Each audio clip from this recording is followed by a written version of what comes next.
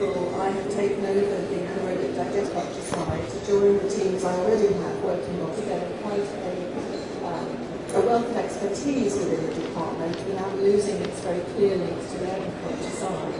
So I think that was a very positive step. Very pleased that Ian and the team came across. Since then, we've been, of course, through the election, new ministers in. And what I'd like to do today is really kind of review where we are, review the first thoughts of our ministers, and explain perhaps some of the language in the new government's programme and what I think it means for anaerobic digestion. A green government, and certainly my Secretary of State, Caroline Spellman, has taken very much to heart David Cameron's view that this government should be the greenest ever. She really does believe that DEFRA can play a key part in this, and she sees this as the umbrella under which DEFRA needs to undertake its work. Within the coalition programme, we also have commitments towards working towards a zero-waste economy, and the one that of course everyone's mentioned so far today, to promote a huge increase in energy from waste through anaerobic digestion. There are also important messages throughout the government's programme on localism, devolution of decision-making to the local level, and increasing community involvement and benefit from hosting renewable energy installations. Nobody's mentioned that so far today, but I think these themes, which are still being worked through on localism, community involvement, greater benefits being seen by people, could be really important when it comes to renewable energy installations. And I think that could be just as applicable to anaerobic digestion as it could be to other sorts of renewable energy. And I think it's important that we don't just focus on the one coalition commitment, but the language of the coalition as a whole. Working towards a zero-waste economy is very much a DEFRA commitment, but promoting a huge increase in energy from waste to anaerobic digestion is a real joint commitment for DEC and for DEFRA, and important that we work together on this. And the other thing that you've heard mentioned this morning from time to time, that I think is important, is to remember that all coalition commitments are subject to the overarching need to address the deficit. The deficit colours everything we will be doing. You will have read over the weekend the Treasury requirement for all departments to put together plans for cuts of 25 or 40%, and 40%. So clearly we're entering a very difficult spending round, and what the government wants to do to deliver its various commitments and what is possible for it to do may not quite fit together. But the Green government hopefully will deliver green jobs, green technologies and a greener economy.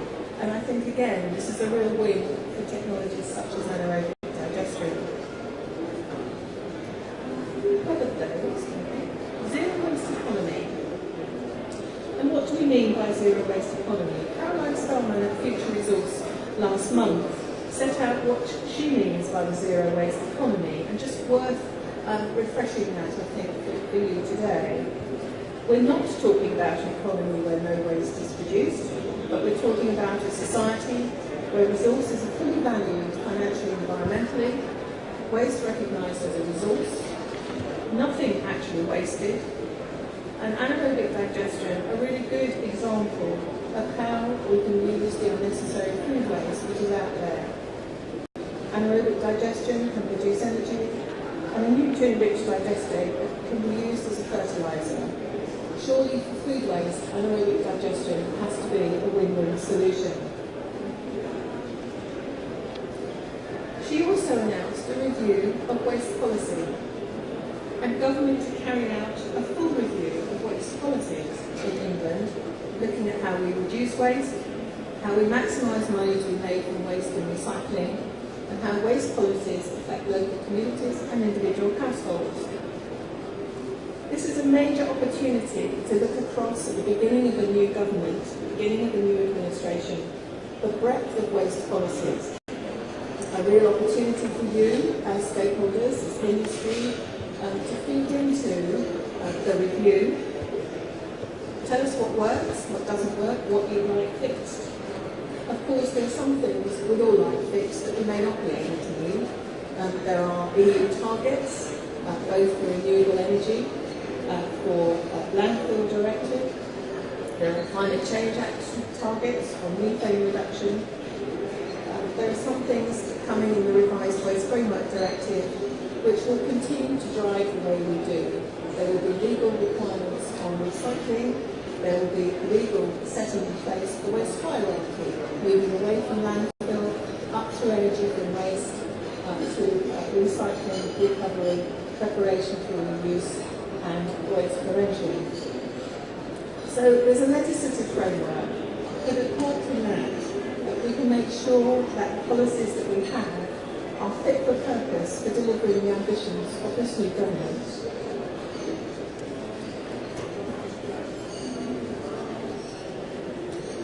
We want this review to enable the delivery of the zero waste economy. The government's view here and some other areas are how to go further and faster than before.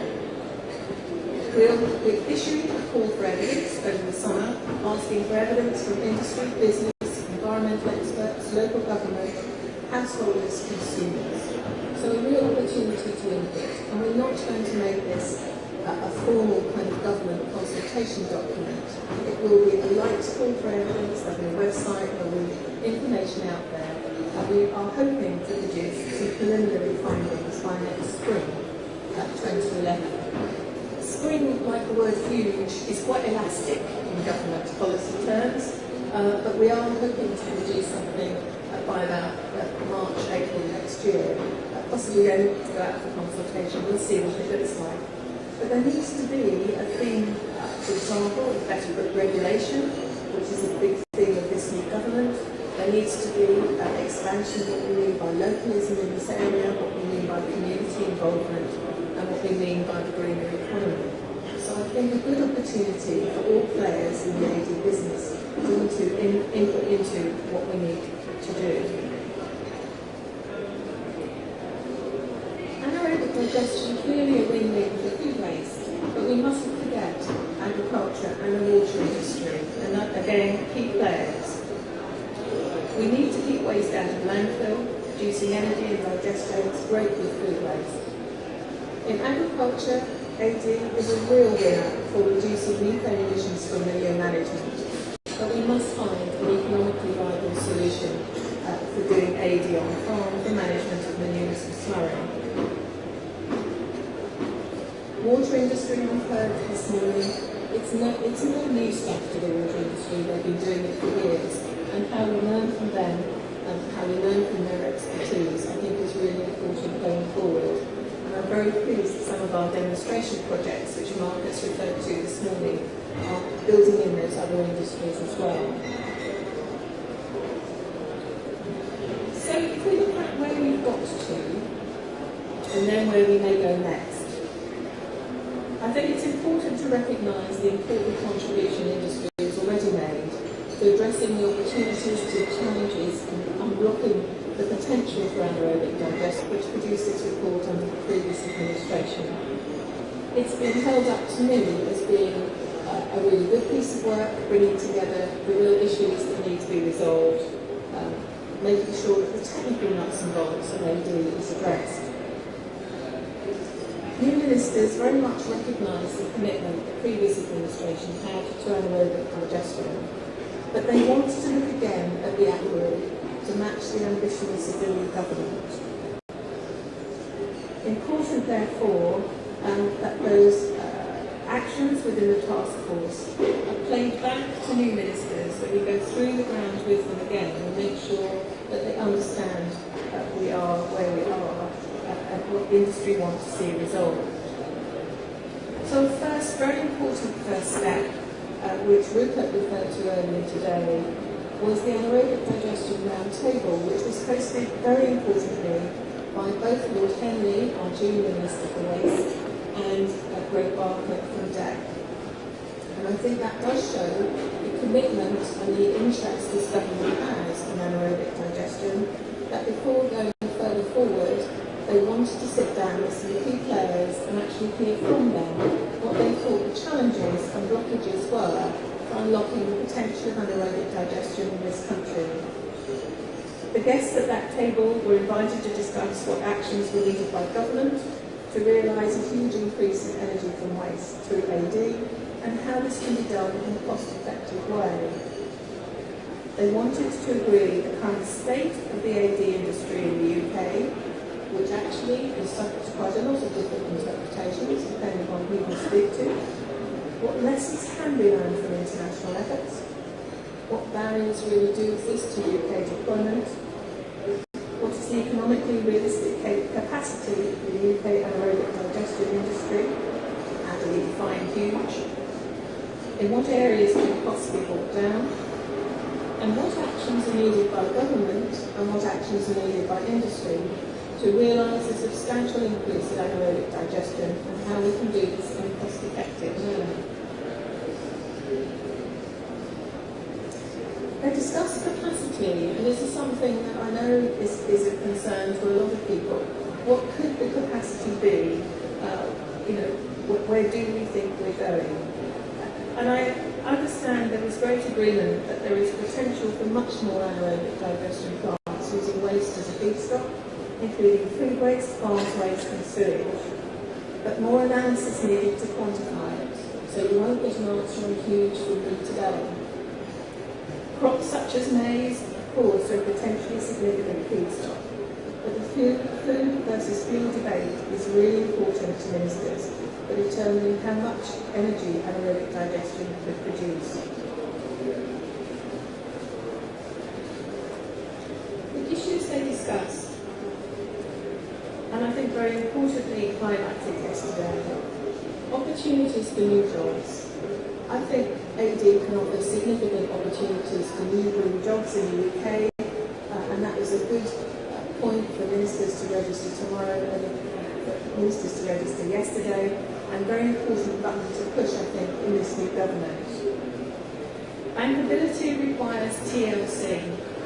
I think there's an advert out at the moment that uses TLC. I'm not quite sure how relevant it is to anaerobic digestion. Transparency, longevity and certainty is the way that we interpreted it here today. Transparency, making sure that we know what financial incentives are, getting the clarity there of finance, such as ROCs and FITs, security of feedstock supply, such as food waste or crops, and making sure we put some certainty in the political framework, policy framework, in which AD is situated. That there must be a clear balance and the right balance between the incentives for electricity, heat, grid injection and transport fuel, so as not to distort the market. Unintended consequences is nearly always the result of swift decision making. Regulatory issues very much decided, talked about concerns over environmental permitting. That won't be any surprise to the Environment Agency and other regulations and how these are implemented. A lot of concerns out there that we need to work through. Attendees also highlighted that digestate is a potentially valuable product, but still a lot of feeling that the confidence isn't there in its use. And important to raise the awareness of the benefits of anaerobic digestion amongst potential operators, customers and the general public. And interestingly, several points were made this morning about the language that we use, moving away from waste into a language about resource, and moving away from perhaps rubbish, waste, needing to get a better language and better communication, I think, with householders, consumers and the public over our waste management generally, and on AD and composting and issues like that as well. And conferences like this, I think, are really important in trying to make sure we get those messages out. This is a good technology, it's a clean technology, it's a technology that wins the planet, it's a technology that wins the waste management control. So what are you next doing? Next steps.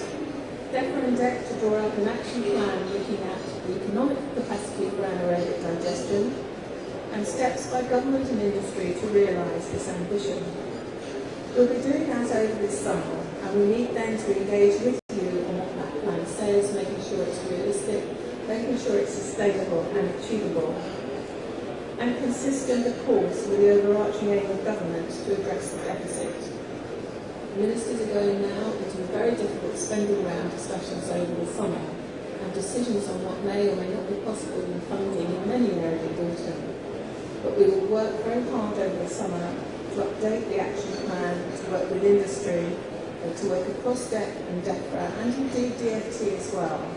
One of the projects I chair, one of the project boards I chair, is a project board on anaerobic digestion, set up to look at the work of the task force, but now looking more broadly and having membership from right across other government departments. So I hope we can remain joined up across government as we take forward the very necessary work to put policies in place to deliver this government's commitment. And that brings you once up to date with where we are with government's thinking, and I hope that's been helpful. Thank you very much for your attention.